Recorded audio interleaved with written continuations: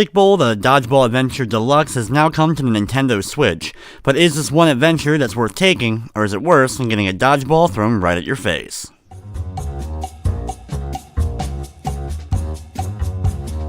Stikbold, a Dodgeball Adventure Deluxe, is a slightly updated version of the original that was released on consoles and PC last year. The game has a 70s look and theme to it. You have a variety of modes, including a story mode and a few multiplayer modes that you can enter.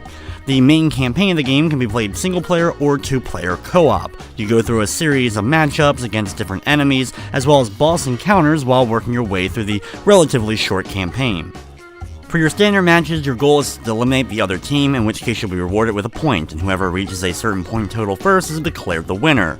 To do this, you'll have to use the dodgeball, other hazards, as well as a variety of other things that come into play during the matches in order to get rid of the opponents. Normally, when you end up hitting them with most objects, you'll become stunned, and if you're attacked again while stunned, you'll then be eliminated. Though there are cases where things can happen that you instantly get defeated, like being knocked off a ledge or being hit by a bigger hazard.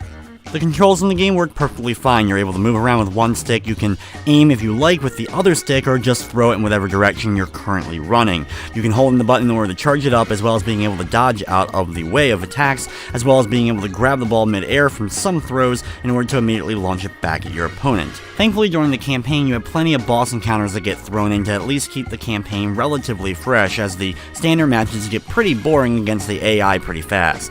Each one of the matches of the campaign also has side objectives for you to complete, and there's unlockables including up to 18 playable characters and multiple different difficulties to take the campaign on.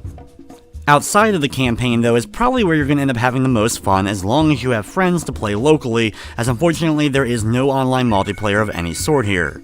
You have the relatively fun party mode, Wheel of Rompus, which can be played up to 6 different players at one time. There's a wheel that gets spun to decide what kind of map and matchup you do, and you can decide how many points that you have to get in order to be declared the winner.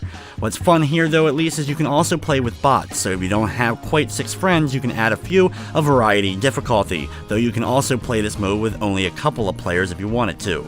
There's also the quick play option with the free-for-all for up to 6 players, or your standard 3 vs 3, 2 vs 2, or 1 vs 1 matches, as well as the mini-games. There's 4 different types here, including one that plays very similar to handball, where you're trying to get into your opponent's goal, and then the Rainbow Rumpus, which is added for this game, where you have to just run around and see who's able to survive the longest with all the hazards trying to come at you. This is one of those games that has a fair amount going on for it and can be fun for a short amount of time by yourself, but you're going to get the most out of it in the multiplayer mode, so unless you have a lot of friends that you're going to be playing with, it's going to be a little bit hard to recommend.